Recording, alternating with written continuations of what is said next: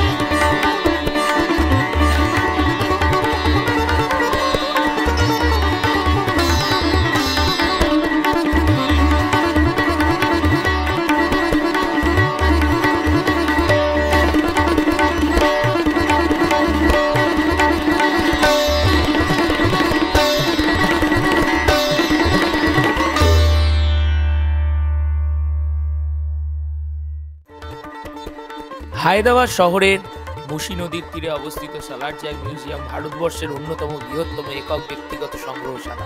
নবাব মীর ইউসুফ আলী খান বা সালারজাং তৃতীয় প্রায় ৩৫ বছর ধরে বিশ্বের নানা দেশ থেকে শিল্পকলা, পাণ্ডুলিপি, ভাস্কর্য, অস্ত্রশস্ত্র, আসবাবপত্র, দুর্লভ ঐতিহাসিক বস্তু সংগ্রহ করে অনন্য জাদুঘর গড়ে তোলেন। ১৯৫১ সালে জনসাধারণের জন্য উন্মুক্ত হয় মিউজিয়ামে রয়েছে প্রায় ৪০,০০০-এরও বেশি মূল্যবান নিদর্শন। এর মধ্যে সবচেয়ে বিখ্যাত ভাস্কর্য হচ্ছে ভেইল রেবেকা, যার মার্বেলের ওপর সূক্ষ্ম পর্দার কাজ দর্শককে বিস্মিত করে। তেমনি এক পাথরের ওপর খোদাই করা ম্যাফিস্টোফেলিস অ্যান্ড মার্লেটা নামের ডাবল স্ট্যাচুও দর্শনার্থীদের কাছে বিশেষ আকর্ষণ। একদিকে পুরুষ আর একদিকে নারী, একেবারে ভিন্ন দুই রূপ। এখানকার ক্লক গ্যালারিতে রয়েছে ইউরোপীয় প্রাচীন ঘড়ির বিশাল সংগ্রহ, যার মধ্যে ইংলিশ ব্র্যাকেট ক্লক প্রতি ঘন্টায় ছোট ছোট যান্ত্রিক নাট্যমঞ্চের মতো দৃশ্য দেখায়। এছাড়া মুঘল যুগের জেট ও হাতির দাঁতের কারুকাজ, পারস্যের কার্পেট, বিরাট পুরাণ পাণ্ডুলিপি, জার্মানি, চীনা শিল্পকর্ম এবং ইউরোপীয় আসবাব সব মিলিয়ে সালারজাং মিউজিয়াম যেন এক বিশ্ব সংস্কৃতির বিশাল ভাণ্ডার।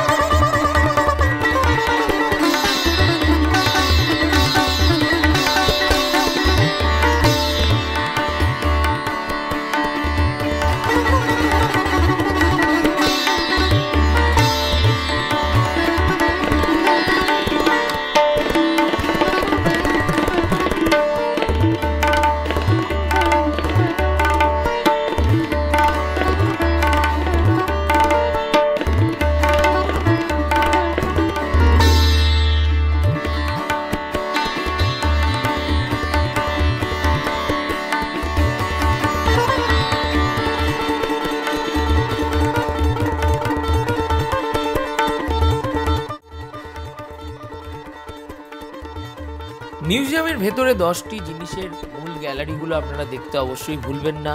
Veil Rebecca, double statue, jade collection, clock gallery, arms armour, western art. Hyderabad শুধু ইতিহাস নয়, এ শহর এক অনুভূতি। গোলকন্ডার রাজকীয় স্মৃতি থেকে সালারজাংয়ের শিল্পকলা, সব মিলিয়ে আজকের ভ্রমণ ছিল সত্যি মন ভরানো। ভারতবর্ষের ঐতিহ্য জানতে চাইলে হায়দ্রাবাদ অবশ্যই আপনারা আপনাদের উইশ লিস্টে রাখুন, একবার ঘুরে যান হায়দ্রাবাদ। আরও নতুন নতুন ভিডিও আসতে খুব শিগগিরই। আজকের ভিডিও এখানেই শেষ করছি। ধন্যবাদ, ভালো থাকবেন, চ্যানেলটিকে সাবস্ক্রাইব করবেন, ভিডিওটিকে লাইক, কমেন্ট অ্যান্ড শেয়ার করতে ভুলবেন না। খুব শিগগিরই আসছে পরবর্তী পর্ব।